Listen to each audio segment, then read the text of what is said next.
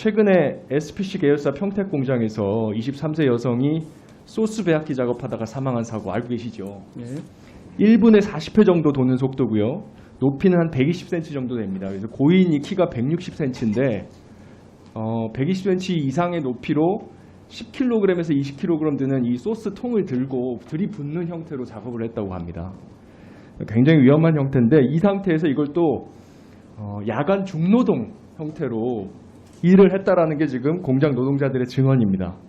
너무 물량이 많아가지고 주말에도 쉬지를 못했다라는 거고요. 또 1일 2교대로 그래서 하루에 12시간씩 중노동을 했다는 겁니다. 그래서 사고 당일에도 이 돌아가신 고인이 저녁 8시부터 시작해서 아침 8시까지 일하는 12시간 이 시간을 소화하고 있는 상황이었다고 합니다. 그러다가 아침 6시 20분에 사고가 났습니다. 우리가 밤새 공부를 해도 그 시간이 되면 버티기가 힘든데 그 상황 속에서 이런 안타까운 사고가 발생했다는 겁니다. 문제가 되고 있는 게 언론 보도를 보면 2인 1조 원칙을 지키지 않았다라고 하는 게 주요 쟁점 중에 하나입니다. 그런데 이 2인 1조 원칙을 만약에 위반된 걸로 밝혀진다고 하더라도 시행령이 지금 기재부 의견대로 개정이 되면 면책이 됩니다.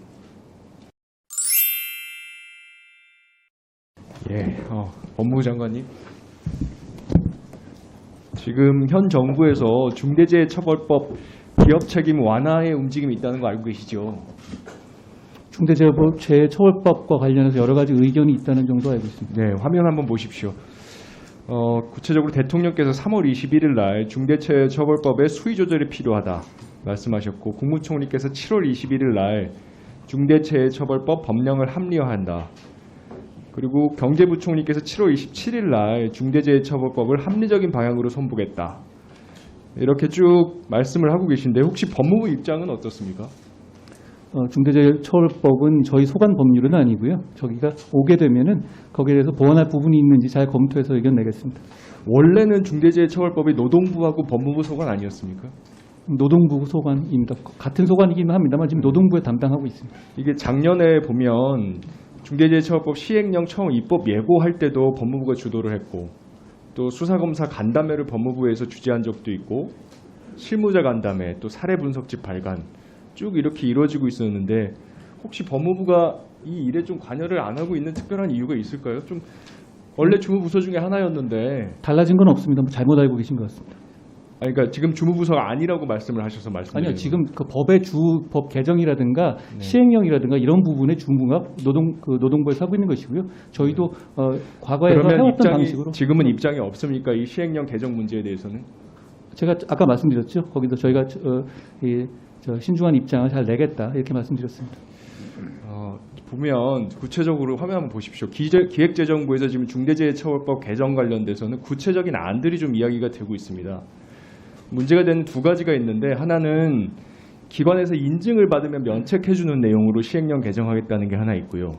또 법률 개정 사항 중에는 특히 문제가 되는 것이 CSO를 선임을 하면 대표이사를 면책하자라고 하는 내용이 있습니다. 이게 지난주에 언론 보도된 내용인데 기재부에서 노동부에 이런 입장을 8월 달에 이미 보냈다라고 하는 내용입니다. 근데 아시겠지만 최근에 SPC 계열사 평택 공장에서 23세 여성이 소스 배합기 작업하다가 사망한 사고 알고 계시죠?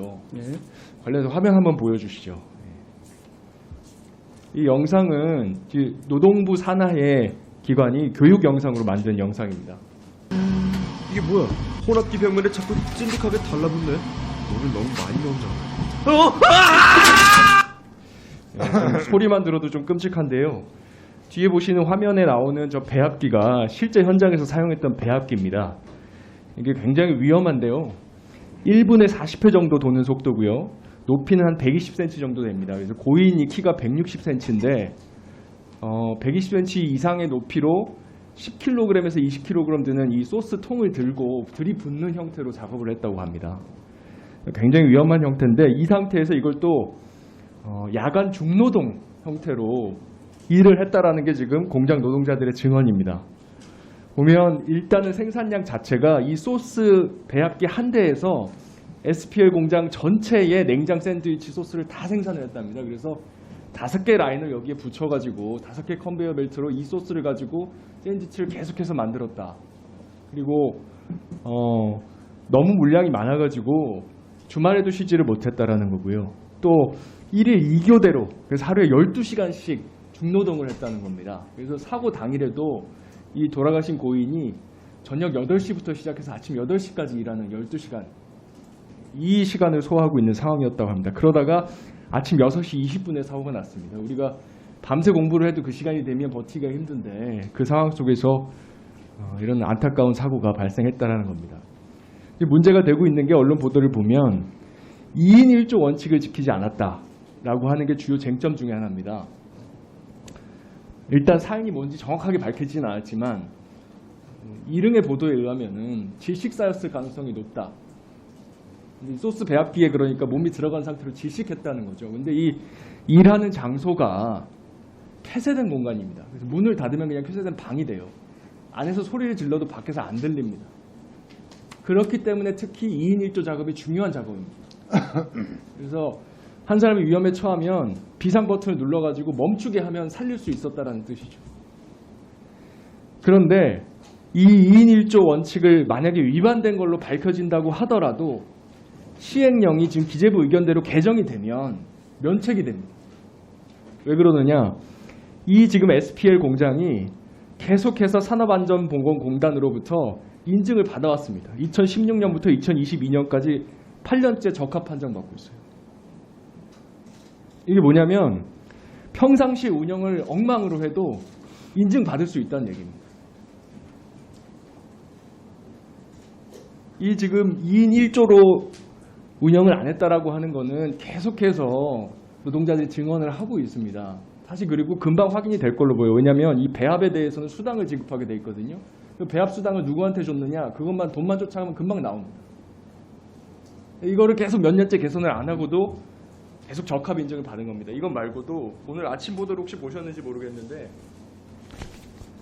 이게 지금 SPL 공장에서 노동자들이 주로 사용하는 앞치마입니다. 근데 이 앞치마가 재질이 질겨서 컨베이어 벨트 같은데 끼어서 들어가면 생명을 잃을 수 있는 위험에 처합니다. 노동자들이 이거를 수년째 계속해서 개선해달라고 요구를 했다는 거예요. 근데 전혀 개선이 안 된 채로 말씀드렸듯이 8년째 계속 인증을 받고 있습니다. 이런 계약은 절대 있어서는 안 된다는 생각입니다. 근데 제가 아쉬운 것은 작년에도 법무부 노동부가 같이 쌍두마차처럼 이 노동자 안전 생명보호 문제에 적극적으로 나서왔는데 이번 정부 들어서는 지금 노동부만 고군분투하고 있다. 여러 가지 사인이 나오고 있는데요. 그중에 하나는 23건이나 지금 노동부에서 기소 의견으로 법무부에 송치를 했는데 그중에 2건이 지금 기소 의견이 났고 나머지 21건은 지연이 되고 있습니다. 최장 오래된 거는 170일 정도 된 사건들도 있고요. 올해 1월 달에 중대재해처벌법 1호 사건, 1호 사망 사건도 아직 기소가 안 되고 있습니다. 장관으로서 좀 적극적으로 수사를 해라. 또 기소를 해라. 속도를 내라라고 좀 지시하시는 뭐 법무부에 송치된 건 아니고 검찰에 송치된 거겠죠. 검찰에서 이 중대재해를 막아야 된다는 취지에는 100% 공감합니다. 그렇기 때문에 검찰에서 투명하고 신속하게 수사하도록 독려하겠습니다. 하시겠습니다. 제가 한다고 말씀드렸습니다.